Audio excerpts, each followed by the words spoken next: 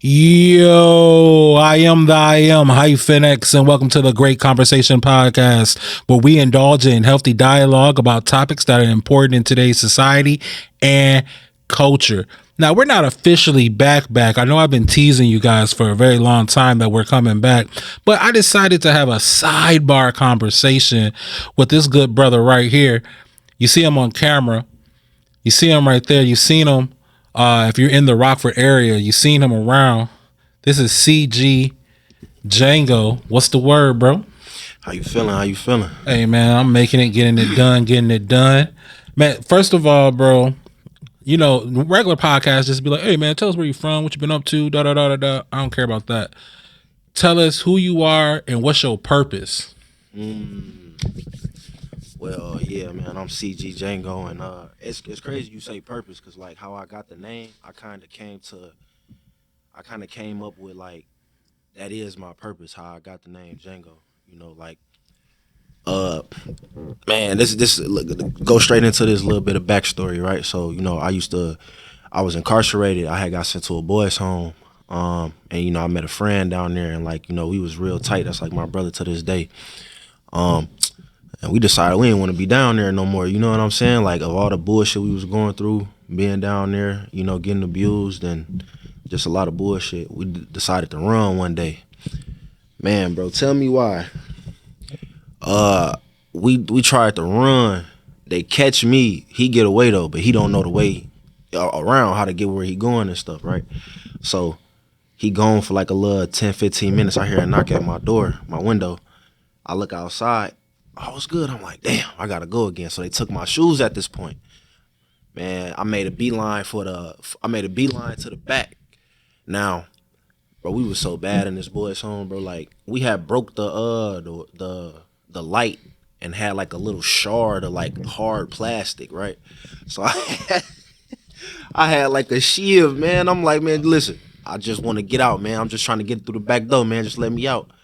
Man, we running bare feet in East St. Louis ground in the rain at like 2:00 in the morning.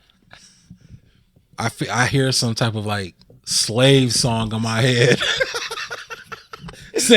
we got to go. Got to get going. We got to get going. And man, like, I just feel like my life has always been like the process. You know what I'm saying? So like, I feel like my purpose is like breaking down the process and really like detailing and coming up with the method of the process for real. So you got the chain gang, right? Django.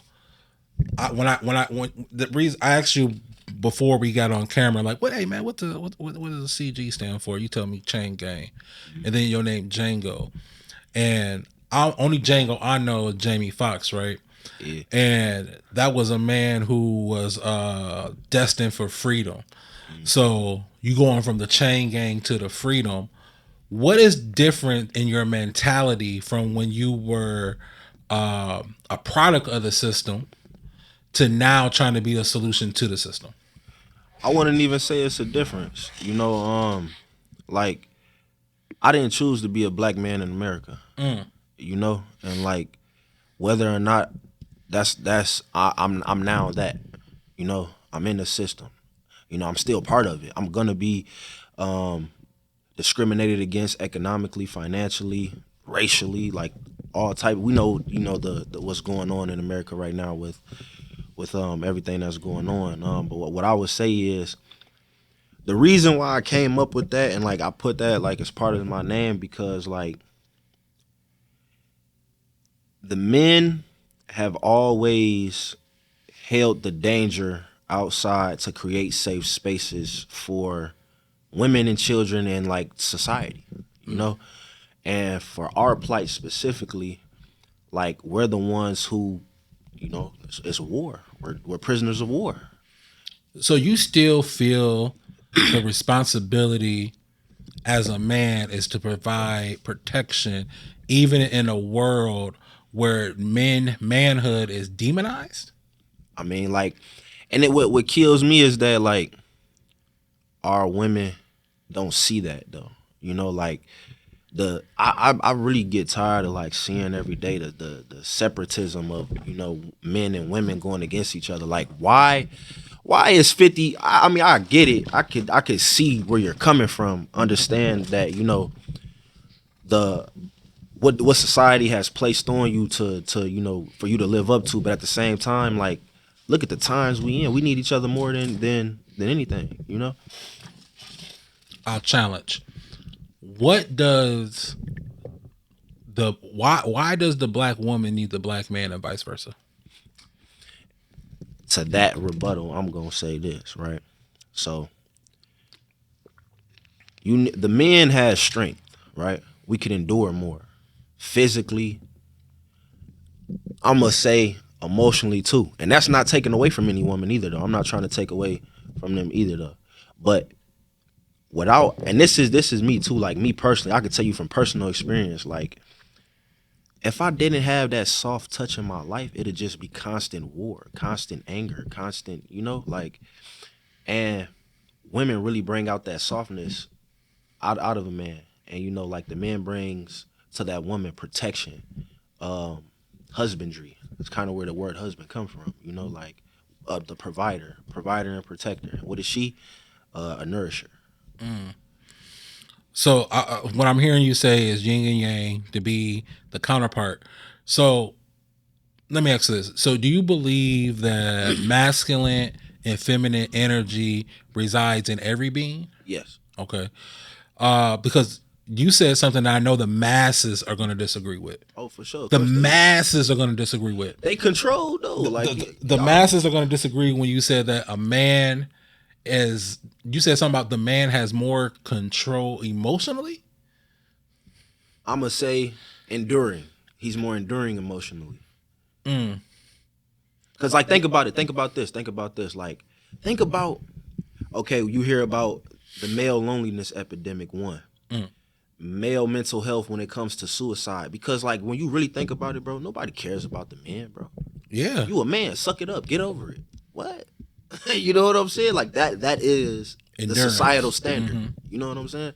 Like, it's so many programs and stuff for women, and there's programs out here for men, but you see, like, just more for women. Like where we're at right now, Rockford, Illinois, they have a separate domestic violence court specifically. You know what I'm saying? Headed by a female judge. I don't think that's fair. I don't think it should be led by one, because in order for something to be domestic, there has to be one or there has to be two people involved. Minimum, right? Am I right? No, facts though. Okay, it has to be two people. So therefore, it should be led by two people of different gender. It's still a regular court though. When you think about, like, you know, the judicial process, right? Like, it's still a crime. It's still a regular court. So, like, it gets held to a higher standard. Like, when it goes up, the rulings that they make, it still has to be based on the Constitution and any state statutes and laws that's been in place too, though. It's just that's for political reasons. Like, they gave a woman judge and separated that court for political reasons. Yeah, so about the look of it, the makeup, exactly, the makeup to make it look pretty. Exactly. So you brought up hometown, you brought up Rockford. You're here in Rockford. What part? I'm tired of saying this. What part of the struggle you in, brother? I'm tired of saying that shit. What part of the fight are you in? Can you break that down a little bit for me? Like, I can. You know yeah. So, like, you know how some people may be like on the political side of things, or some people may be on the political side of things where they're just voicing their opinion about different policies and politics that are happening within the city. Or you can have people who are more about judicial things, trying to go into the actual courtroom to change policy, or to expose systems by using the already in place checks and balance system within the United States judicial system, or states of government or whatnot, civic system, if you want to call it that.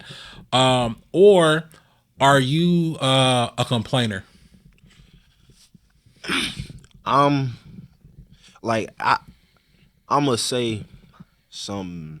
I'm gonna go off on a tangent and say something crazy. I don't believe in justice, bro. Oh, what? I believe in principle. I believe in constitutionality. Those, like it has to be a set standard, and people have to either meet. It has to be a set standard, and people have to meet that standard, bro. Like that's the law. The law, there's no bias to it. Like there's no no ignorance of the law. There's no bias to it as well. I believe that we'll see better results within the court because the laws, they don't matter if you're black, if you're white, green, purple. And I'm gonna say this though, it does though because of the people who have voted for it.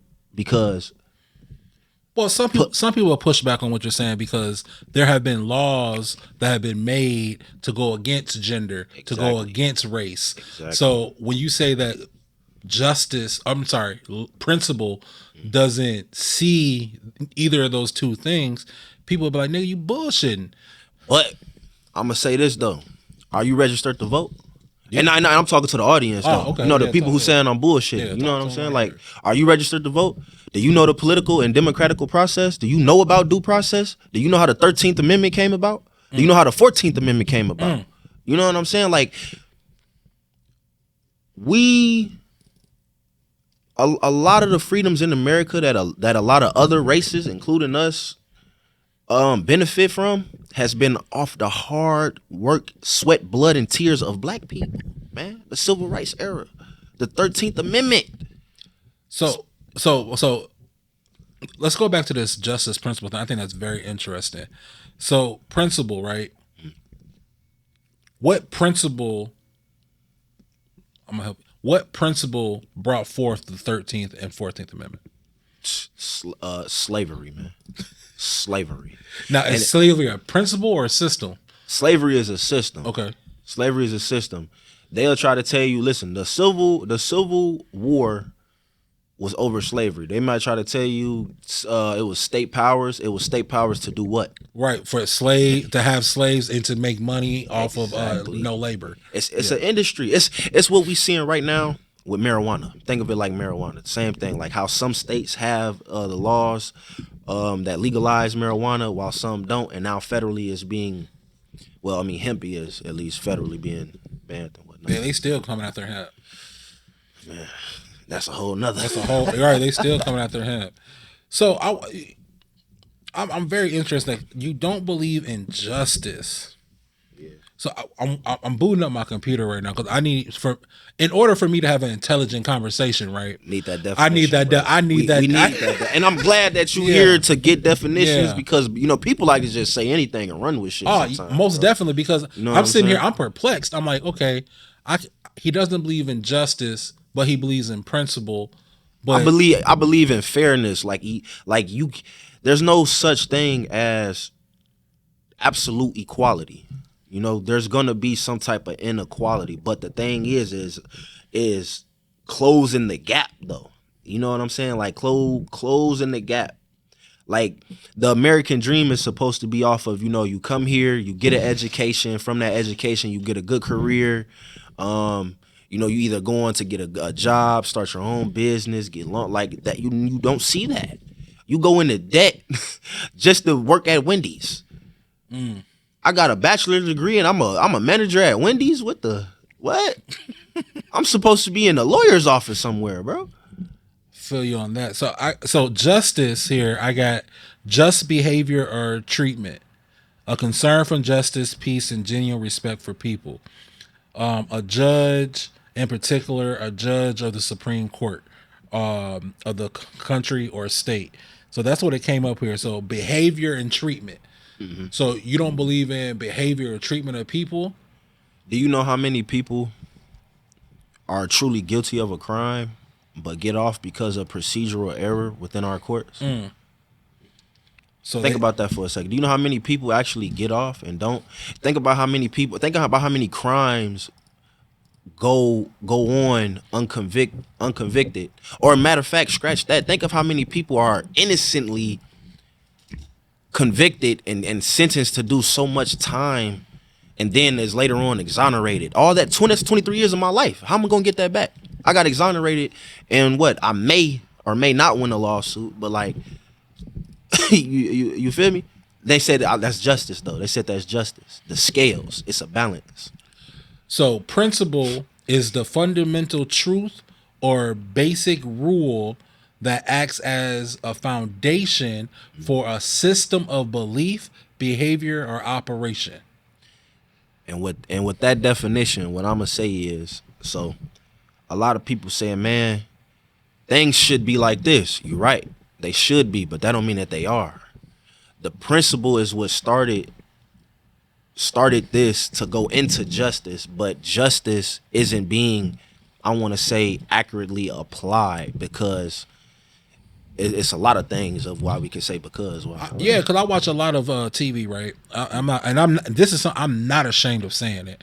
I watch a lot of television, and I watch a lot of like court shows and things like that. So what you're saying is, I do see in these shows, not so much in person because they're not going to broadcast the faults of the system, okay? Exactly. But on the TV show, they exploit it. So they do talk about like how it's like you said, the procedural or hung jury, if you will. Exactly. So that person went through the system. It went through the judicial system. It went through the steps, but justice was not served. Justice was not served. Or was it? Because it's a process though. You know, it's a process. It takes a while. You have to go through a lot of things, and what I wanted to say also is like you have to really be knowledgeable. You have to be knowledgeable of what's at stake, right? There's a such thing called circumstantial evidence, right? Just because I'm with Dinez and Dinez does something, and you know I was in proximity to a crime, doesn't mean that I did the crime or had anything to do with it. You know what I'm saying? I just know Dinez and I'm here. But, you know, if it was later found that, you know, my DNA was on the weapon used in this commission, and, you know, we done had talks about, you know, linking up here to do this and whatnot, okay, that's more evidence that draws a better inference, you know, to say like, you know, okay, we did this crime, like, you know, something you gotta, without a shadow of doubt, basically. So, with that being said, what's your purpose? Because I know, okay, so this man is a felon with a degree, right? What's your degree? Paralegal studies. So your degree is in paralegal studies. Mm-hmm. Why did you choose to go that route? Man, going to jail. But the reason I'm saying that, because usually when somebody go to jail, right? Yeah. We try to stay away. Black men don't like going to court. Listen, we hate going to court. I definitely don't. So when you was in that concrete cell with them slabs of metal as a bed and a thin piece of paper for a mat, giving me flashbacks. Okay, you was in there, and now you want to come out and you want to go to the courtroom. I really want to bring justice to where the inequality really is, though. You know, I really want to bridge the gap. Like, our people, and this is the thing, like, when we start to get into, let's change the topic to government, right? Because when we start to go into these government sections, right, there's a voting process, there's a political process that we are all a part of, but we don't put ourselves in these spaces for our voices to be heard and influence to be made. And by that's happening, we're becoming victims of the very things that we work so hard to not be victims of, you know? What I want to say is the boredom, man. Like, so I was in the streets, you know, that's no secret. I was in the streets. I come from the streets, right? I was doing what I was doing. And some friends of mine at the time, you know, chose to do what they did. I had my part that I played in it. I was facing 27 years. When you hear that, it's like, what? What? So, like, we got the tablet, you know, like, and I done went down there watching the movies, reading the books, playing the games. Man, I just got so bored one day, I literally hit the law library and just got to reading it. And it was just like, those cases were like stories to me, you know what I'm saying? Like, man, he did what? This is like Law and Order on the book, you know what I'm saying? and they'll say certain stuff like prima facie, circumstantial evidence, you know, which means like face value of like what it looks like before all the facts are interpreted and everything. And then I just really start to play around on it a lot, and then I start to, you know, look into stuff about motions and really learn about it. For that case specifically, I end up copping out and going into the system for my first time to really learn about what mass incarceration is, and seeing the hells of it, you know. And then that kind of what took me into, you know, really like wanting to bring justice, you know. So I just want to say that I use chat. So I came into chat here. I said, you know, give me a summary of principal justice related to government. And it says that government principles are the values and justice is the practice of those values. Would you agree with that? I would absolutely agree. But you said the justice is the actions and the principles is the value, right? Government principles are the values. Justice is the practice of those values. Those government principle values, right? What are those values of our government in America? Yeah. Though? Now let's talk. Now let's talk. Okay. So you absolutely right. But what are those values? Exactly. Because I grew up in a time period. I'm 42. I grew up in a time period where we were taught America was the best. This is the best country you ever be in. These United States of America. You know what I'm saying? 4th of July, it meant something. Okay. Hamburgers, hot dogs, fireworks, cowboys, Indians, America. Okay. Yeah, Ronald. This cut your lawn, go to work, pay your taxes, America. And if you come up against our values, we got some of that justice for you. Okay. So I come in a time period where America was uplifted. Now, none of this is backed by any statistics. What time period was this, brother? Yeah, brother, I'm trying to bro, bro, I was born in the 80s, man. Yeah, man. As an American, I'm talking about American, as an American citizen. I'm not talking about as a Black American. I'm talking I'm talking about America on a wide scale. You know what I'm saying? On a wide scale. Oh, America's the best. Yeah. Red, white, and blue. Yeah. Football on Sundays. Baseball on Saturdays. The Second Amendment gun rights. Yeah, boom, boom, bang. As long as everything fits the agenda. You know what I'm saying? Yeah. You know, and niggas knew their place. Everybody knew their place. I grew up in a time period where America was Black, white, Mexican. You know what I'm saying? Or Indian. Or you can any or other. You know what I'm saying? And now that we're talking about the values and principles and justice, the values of our Constitution are written by whom? And more importantly, who are they for? You know, I'm going to go on to say something controversial again. America is the greatest place, bro. It definitely has the potential. From if you read the actual Constitution, beautiful. But the hypocrisy. Is it hypocrisy? Is it a hypocrisy? Or are they just telling us what is an American and what is not? Or who is an American and who is not? And what you would just how you explained that's why I say like I don't believe in justice, right? Because like it was this book quote, I forgot who said it, but the guy, he was like, it's easier to say that, you know, these people are enemies of God than to say, hey, they got oil and we want the oil over there, right? But here's you know what I'm saying? This is divinely, you know. Like, I know, I feel exactly what you're saying, but the America now that I see don't give a shit about that.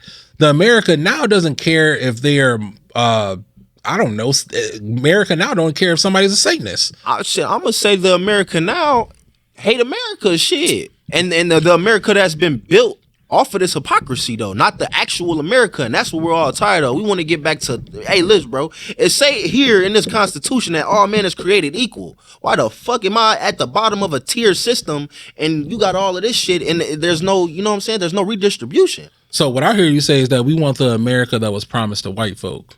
No, we want the America that was promised to Americans. So who are the original Americans? What do you mean by that? Hold on. Yeah. What do you mean by that? What do you mean by that? Yeah, let's break it down. Yeah, let's break it down. So, like, the original Americans are white folks. Facts. The original Americans. I'm not talking about the original settlers of this land. Yeah. I'm talking about this term called America. This term, United States of America. That Constitution was written for white folks, and it was because. If you go back to Black history, like Black citizenship didn't happen until the 13th Amendment, 1865. Correct, because the whole fight, and I catch a lot of flack for this in the Pan-African, the Black community, the Black Power community. When I always say this, they're like, we shouldn't be celebrating the 4th of July. Why not? If the whole scheme of everything that we ever wanted was to be American, why can we not celebrate American things?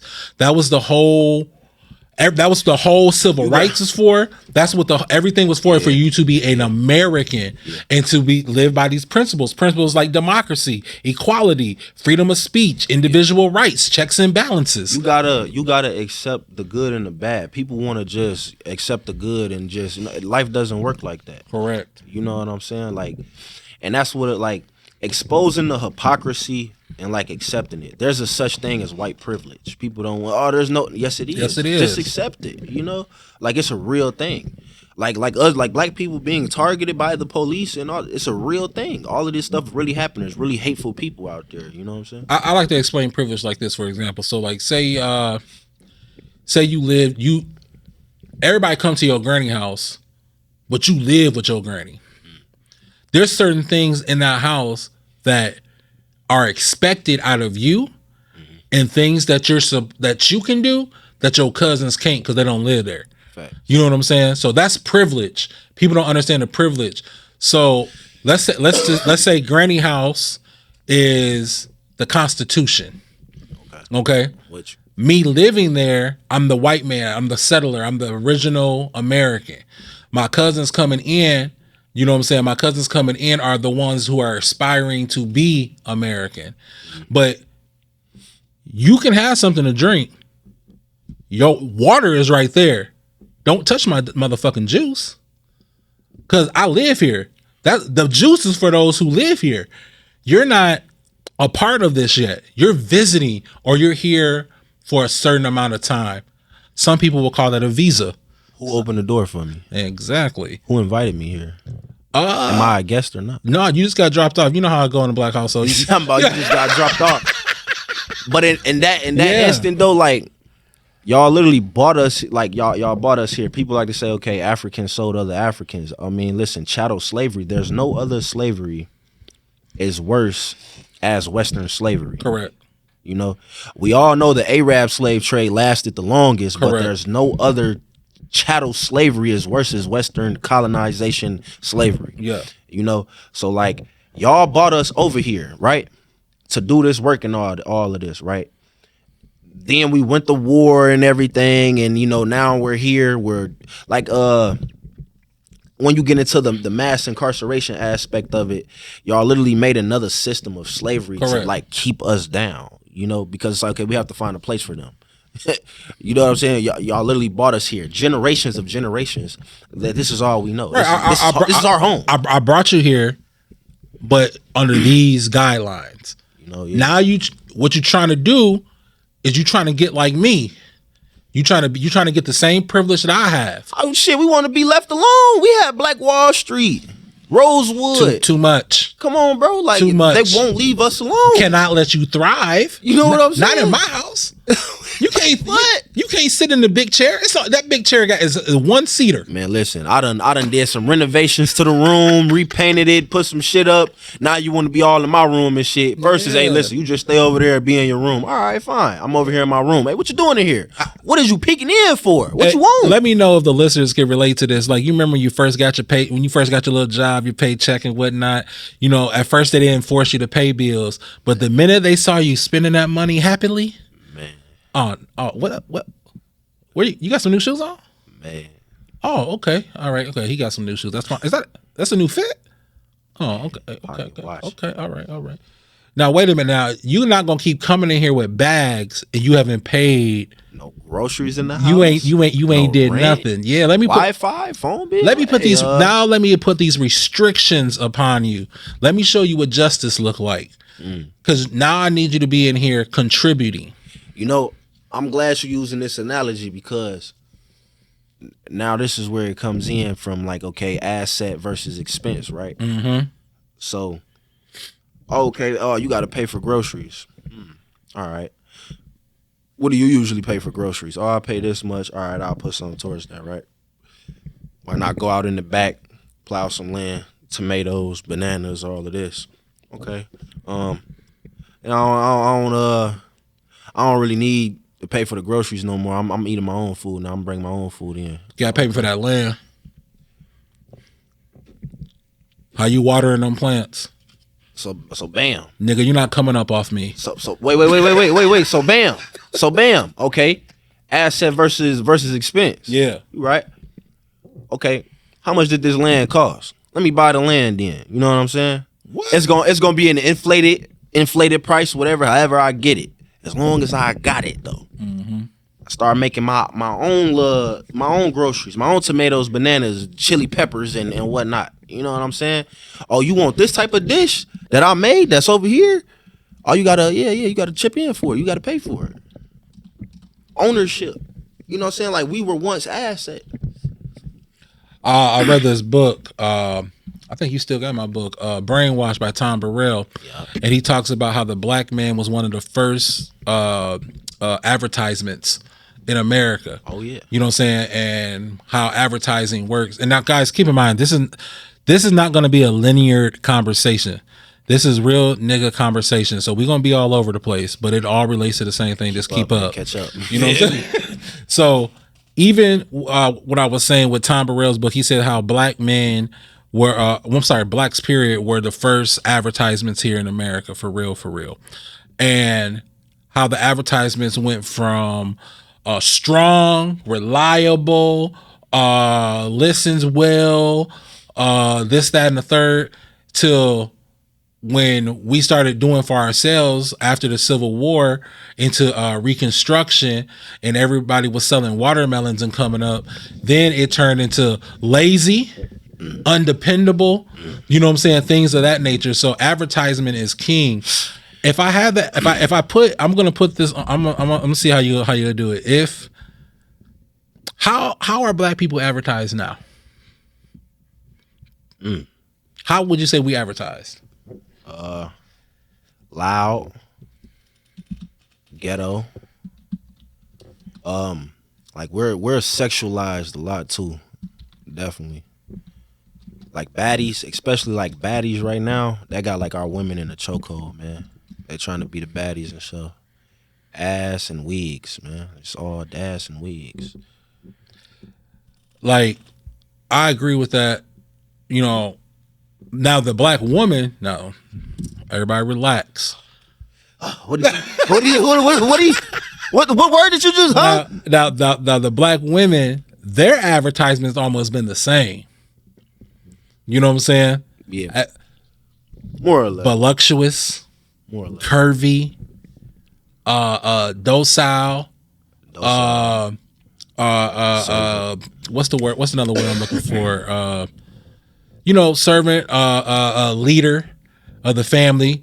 You know what I'm saying? Like rearing children, nurturer. And stuff. Yeah. So the black woman has almost stayed the same for the superficial part of it. Yeah. You know what I'm saying? The black man has been dwindled down, which castrated. Castrated, thank you.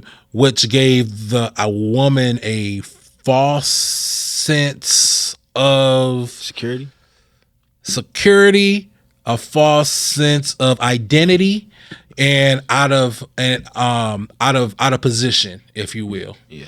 You know what I'm saying? And if you a strong, independent black woman that offended you, you're welcome. Because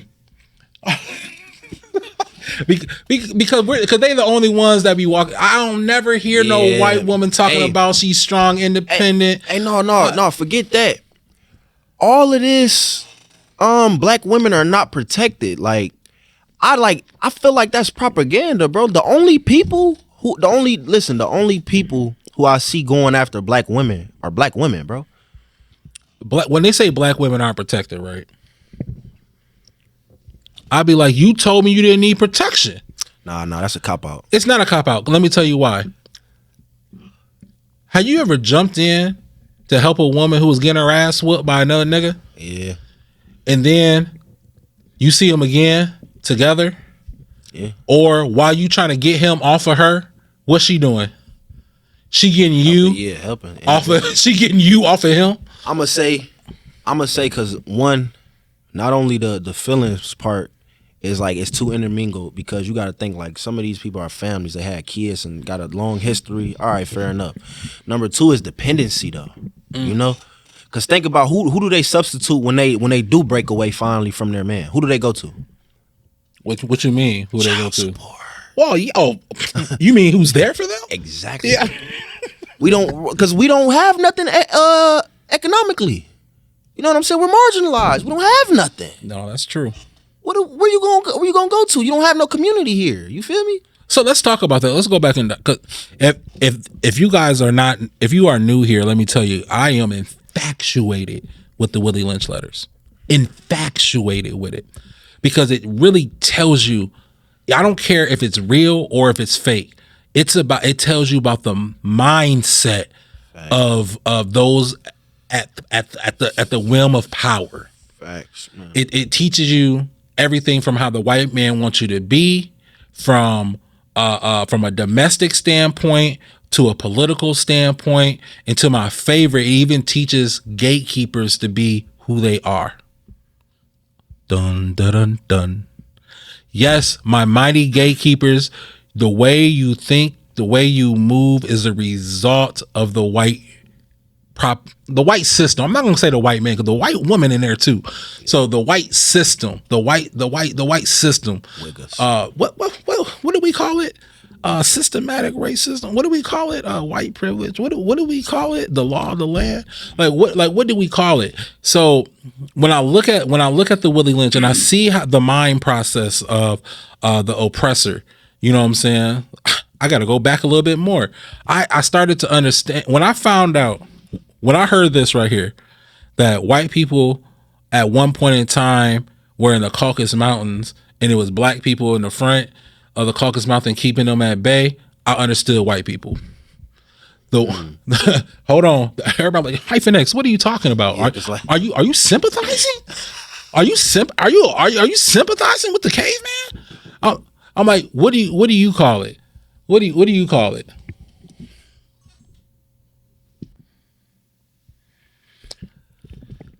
HyphenX, what are you doing? Are you sympathizing with the caveman?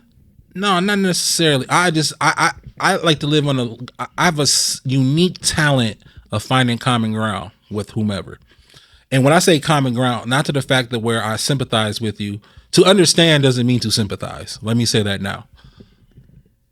Big difference. If white people were trapped in caves for years, thousands, fuck it, millions, let's just say it. Man.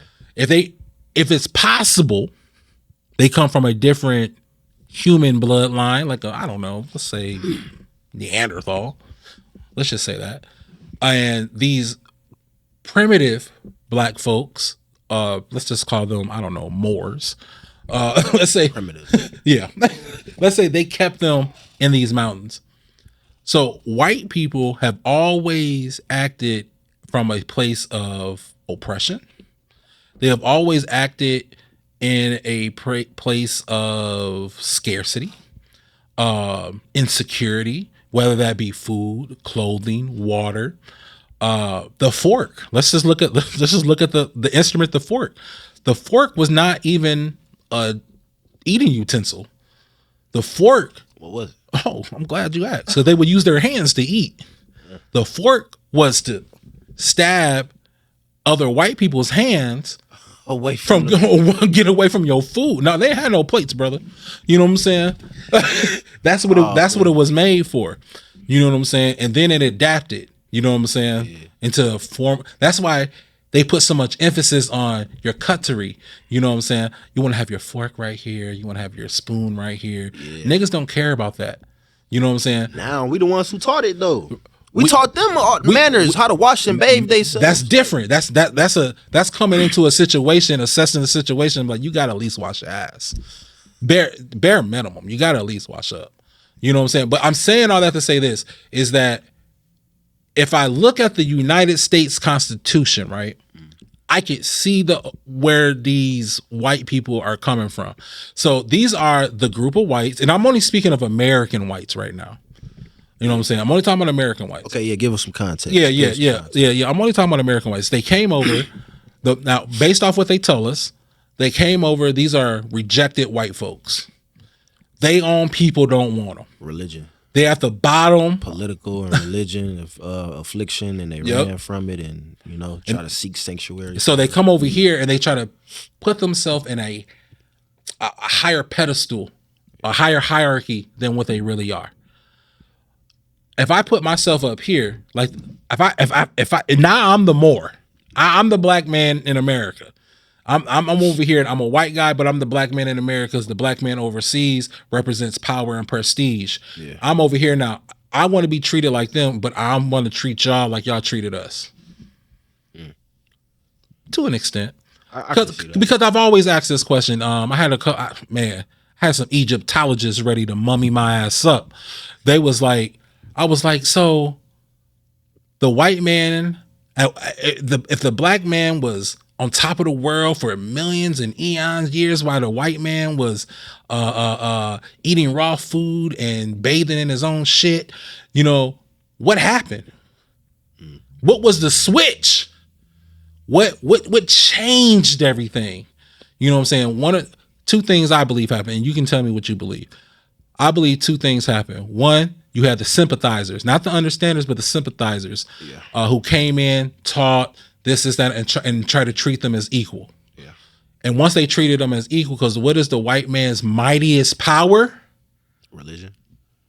Observation. White people would observe you and then use what they have observed to assign social science. I feel like that's a humanistic trait, though. You think it's humanistic? Yeah, you can't really get that. You giving them too much credit. You think I am? Yeah, you. Let's look at where we say they came from and where they at. It's religion, though. Like okay, the ancient African kingdoms, right? The kingdom of Congo, not the Congo we know today. This is Congo with a K, right? Mm-hmm. They had a dynasty, and like you said, a sympathizer. So Spain. The Spaniard Empire, kingdom, whatever. The Spaniards came and they were the ones who were conquering most of this land, right? Because they came from, like, Spain is right atop of Africa, so they went on their conquest to kind of explore and conquer Africa. They ran into the kingdom of Congo with the K, and this dynasty, one of the rulers at the time, right? He converted over to Christianity, but he didn't agree with it because of the monogamy. You know what I'm saying? It being a monogamous religion. And he eventually tried to establish the kingdom under that religion, but it was civil wars that broke out, over the religion of the land.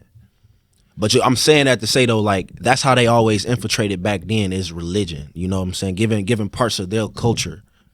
So would you say, and hear me out, black folks, I'm just giving the other side of the conversation. Niggas gullible? Niggas gullible. I was finna go for the line. Man, niggas gullible, man. Is it that? But it's because we're spiritual. Like, yeah. Okay. There you like go. It's okay. It's exploitation. It's this lady, right? It's this lady, right? And we may have we agree, but we agree to disagree on a lot of stuff though. You know, she's African, and she's like, you know, she speak more of the African spirituality more so than you know, a lot of the stuff that's going on in the Pan-African movement. You know, she perplexed me a lot though, because a lot of her choices and you know how she select and say certain things, but yet she agrees that, you know, the oppression and systematic racism has always been there though. Mm-hmm. But I say all that to say that I'm starting to like agree though. You know, like Islam had came from another group of people.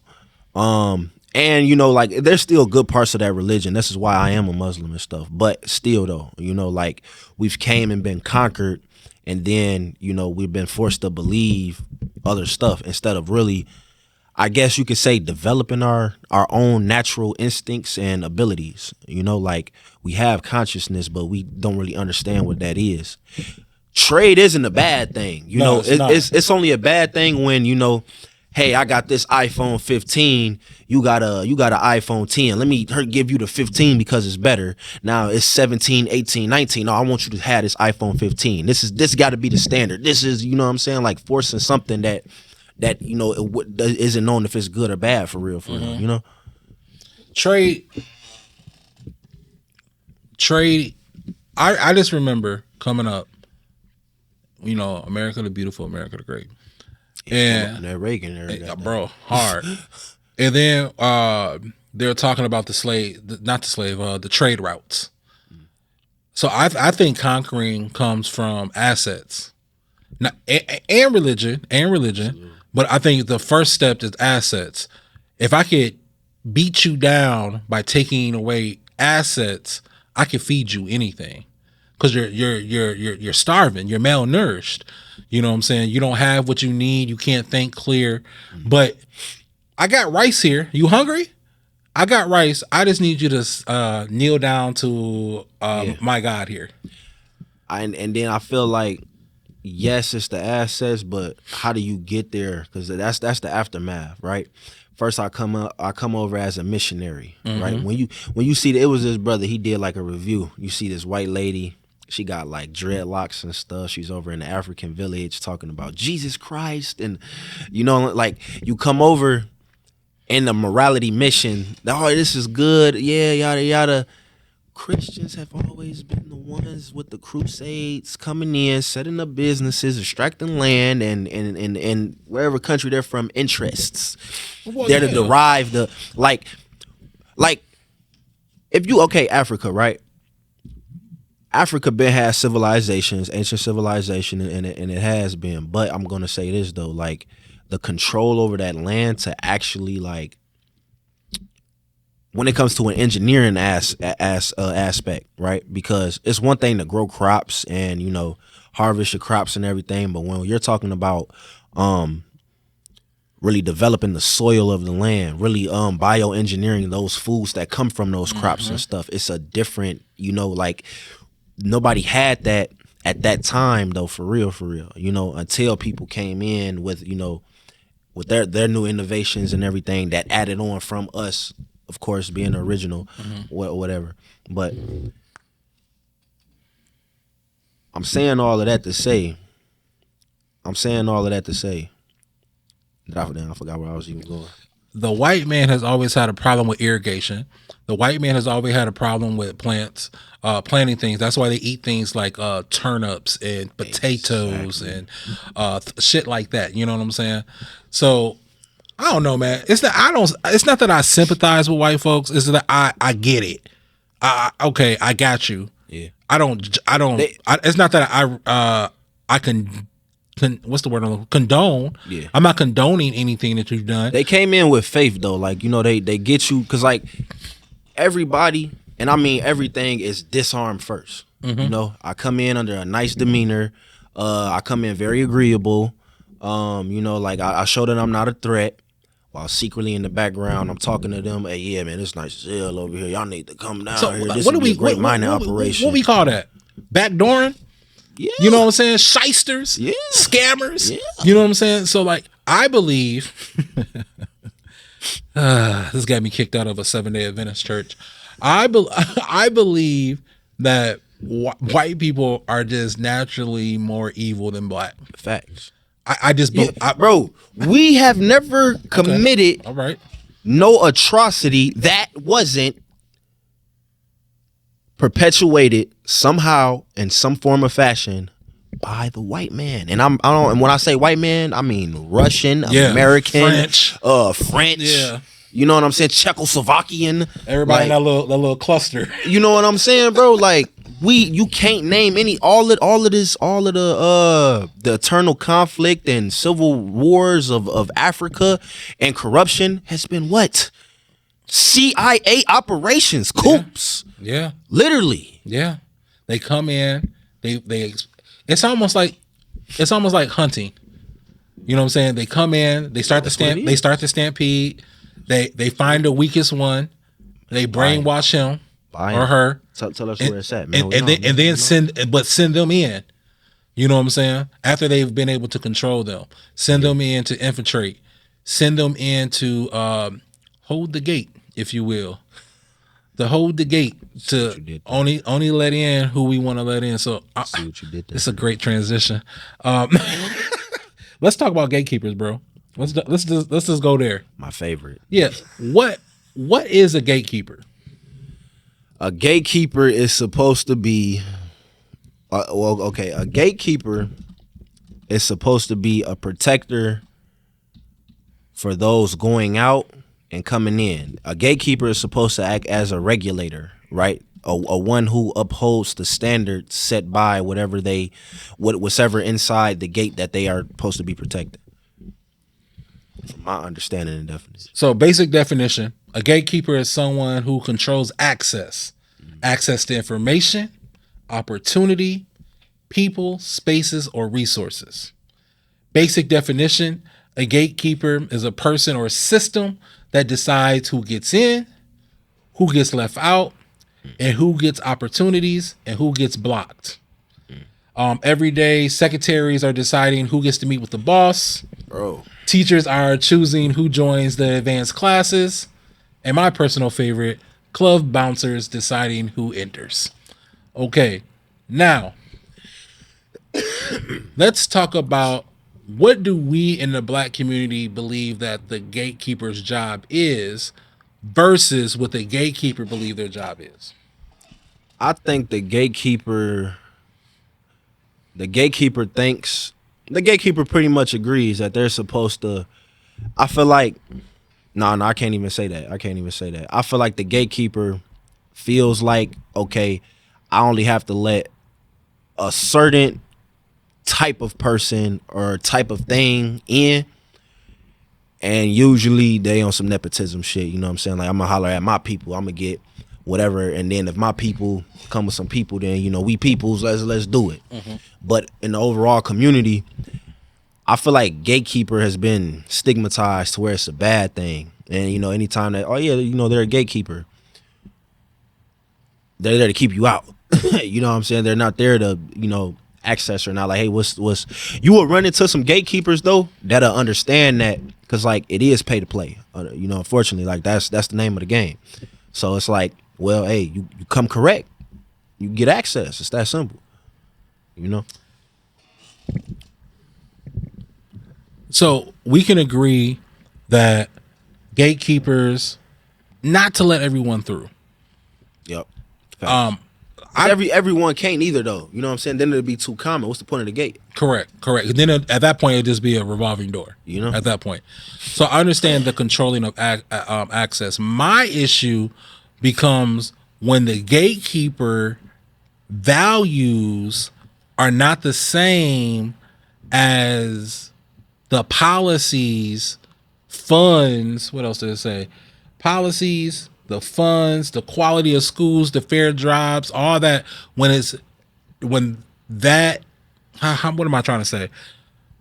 Is when the gatekeeper doesn't, qualities and morals do not match with what they're protecting. Facts. when they start to serve their own interests. Now, I don't care about nepotism. I'm okay if you got a cousin that wants to come in and they're qualified. Yeah. I'm fine. You know what I'm saying? But my problem is if you only limit that access to your family, that's the problem. That's where it come in, like how you said, their own interests, though. You know, I want me and mine's because why? They're gonna agree with my interests. They're my family. They're not gonna tell me, "Hey, yo, B, you bugging. This is for everybody." You feel me? So like, I just want people to understand like gatekeeping. So I go back to this example a lot. So let's go back and let's look at Brown versus board education and whatnot. Let's just take a look at it. So the whole thing was we started out, we want our children to get the same access to the funds that the state is giving to the white schools. We don't want to be treated as a public school. I mean, as a private school, because we are a public school. It's just that segregation has made it look at us as if we're a private school, but we're not. We're a public school. We want the same money. The gatekeepers at the time, they were like, you know what? We don't want to give y'all no money because we don't believe you can do anything with money. We need to be stewards of that money. So what we're going to do is y'all can come to school. We're going to shut down the black schools. We're going to fire the black teachers, and you can bring your kids over here. Putting more money in their pockets. Yeah, you can come over here because this is what you guys want, right? We got the new books over here, guys. You have it right over here. You know what I'm saying?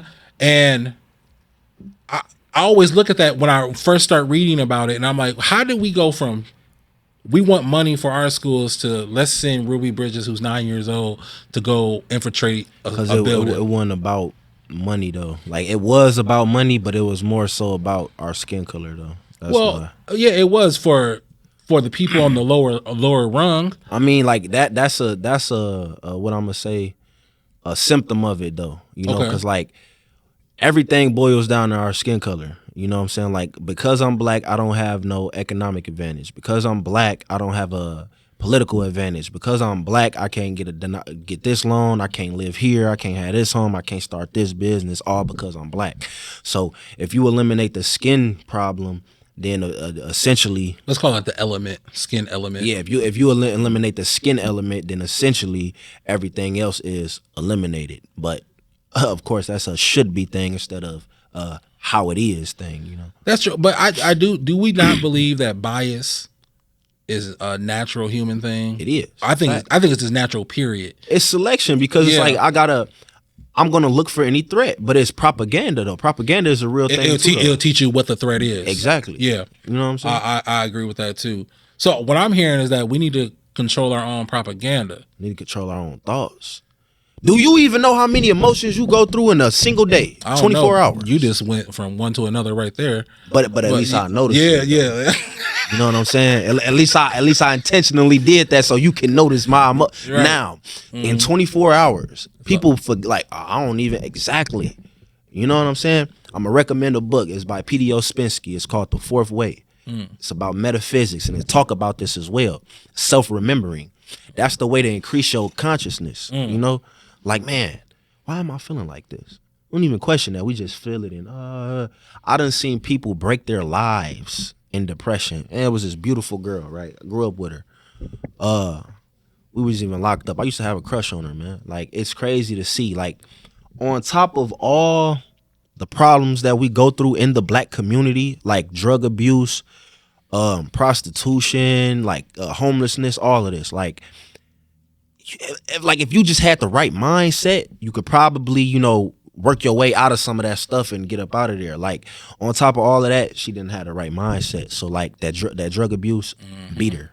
Prostitution killed her self-esteem. Now she feel like she's not good enough to even go out and do anything. You know, so it's like she fell victim to all of this stuff. Yeah. You know what I'm saying? And then like literally the physicality of it, like she done lost so much weight and your beauty is just gone. Like you just the ugliness of the world has just consumed you. She draped in it. You know? And I think and what you said is very powerful because we do live in a time period now where, you know, everyone's talking about mental health. But a lot of people just want to know about mental health enough to self-diagnose themselves and accept, not to self-diagnose and to learn to cope or to learn to deal with. A lot of people are just, I'm bipolar, so Yeah, it is what it like. it is what it, But that's they ducking their accountability. that's what I'm saying. They but ducking. but even what you just said about old girl, that she was beautiful, she fell victim to these things. I'm pretty sure she's very self-aware. I bet you can tell you exactly what's wrong with her. I'm not gonna say that though. Okay. I'm gonna agree that you make choices. Okay. That what I'm saying, like, okay, I could have made a better choice, but retrospect is 2020 though. You know what I'm saying? Hindsight is 2020 though. Like, oh man, if I would have known better back then, I would have different. Duh. But you didn't, and that's why you didn't. Right. You know what I'm saying? But then you were faced with the same type of dilemma. Now it's different though. Mm-hmm. You feel me? Now that's the difference when they say ignorance and stupidity. Stupidity is just doing it again and expecting something, different. Ignorance is just not knowing and finding something new. It's okay. Like, we're ignorant. It's okay to be ignorant. You know what I'm saying? But like, being stupid, me knowing this and still just doing it is like, why are you doing that? You see something wrong with this person. Got to be. Hey man, this is the Great Conversation podcast. This is our sidebar conversation, man. This is sparring session. This is CG Jhango. I'm HyphenX. We're just sitting here kicking back, talking. We said that we needed to catch more of our conversations on camera. And shout out to everyone who's trying to get the voice back to the people. I've been in a cocoon. I ain't gonna lie to y'all. I had some things happen. Bring them out. Yeah. Bring them out. That time again, man. Yeah, we need that HyphenX back, man. Bro, it'd be so rough. I'm